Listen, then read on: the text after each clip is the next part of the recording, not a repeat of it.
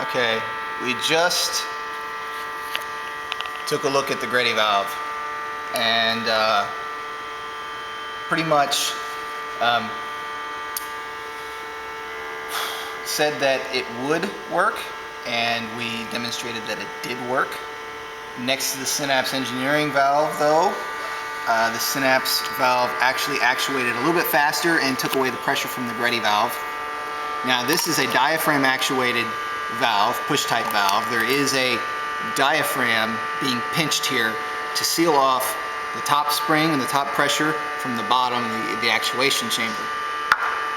The Synapse valve is a piston actuated diaphragmless. It uses O-rings in this back chamber here that to perfectly seal this chamber from this chamber.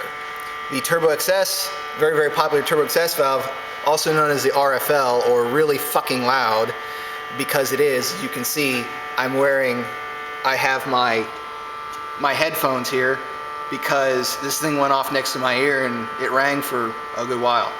So what we have here is we have a piston actuated valve, but it uses a brass valve, a brass actuator, and there is no separation between the chamber down here and the chamber up here. It's all pure metal to metal contact, and really what you hear when you let off the throttle is not the whoosh of air, but it's this piece of brass shooting up to the top and smacking this piece of aluminum, and then shooting right back down and smacking its valve seat again, because there is no O-ring, there's nothing on the bottom of that valve, just a straight metal seat.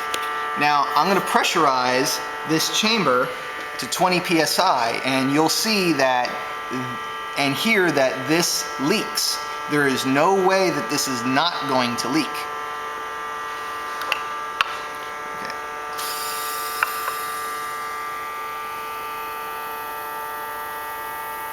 I'm pretty sure you can hear a small amount of air escaping from the Turbo XS valve.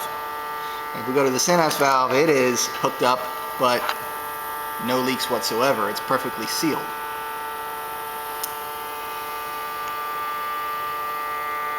And what I'm going to do is I'm going to go ahead and actuate these via pressure only.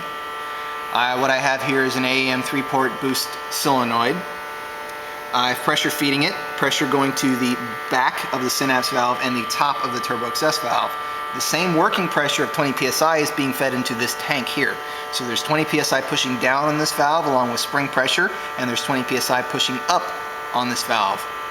The Synapse valve, on the other hand, has 20 psi of pressure pushing back, 20 psi pushing back also on the actuator because it is ported, and you have 20 psi pushing on the valve seat itself.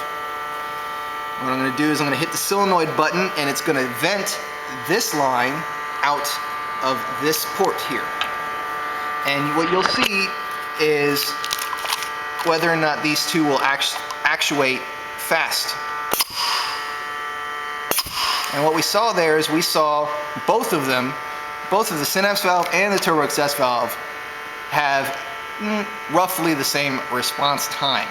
As you can see over here, you can see the Synapse valve moving in and out to vent the proper amount of air. And here the Turbo XS valve is lifting very, very slightly and letting out air. Now what I'm going to do is I'm going to unhook the Synapse valve and have it completely standby mode, and I'm going to hook up the Turbo XS valve to a boost/vacuum source. What I'm going to do is hook up a vacuum pump to this port right here, so when I push the actuation button, it will vent the air from the top of this Turbo XS valve and help pull it open with vacuum. All I have to do is change around some of the ports, disconnect the Synapse valve,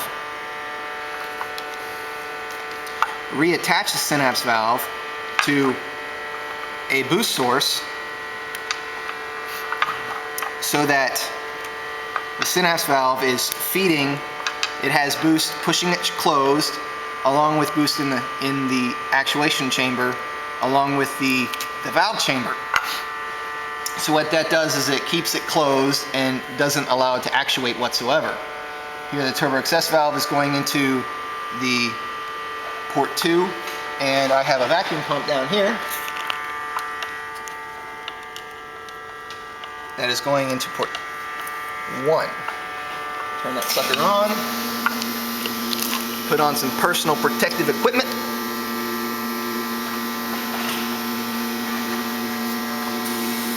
Pressurize this sucker, and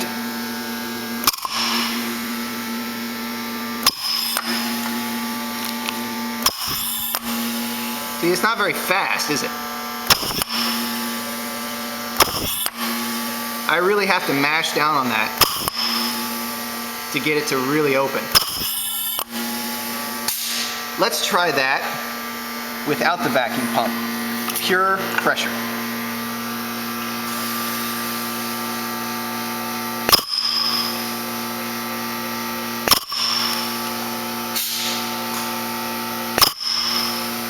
That's only 20 psi.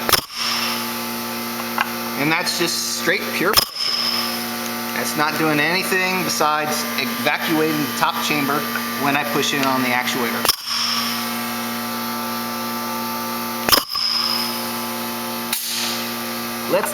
Let's try something and deregulate this valve.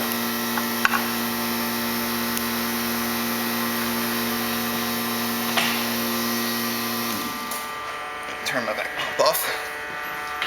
And it should be really fucking loud. Oh, there that went. That's pretty high pressure if it's going to blow that whole tube off. Should put a clamp on that.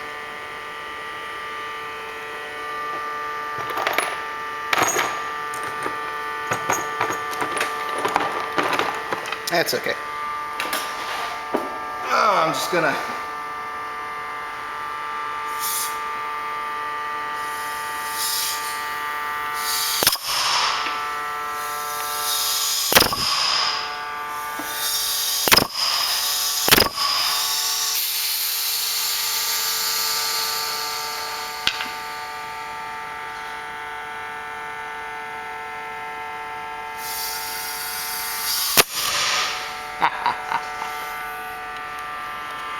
so,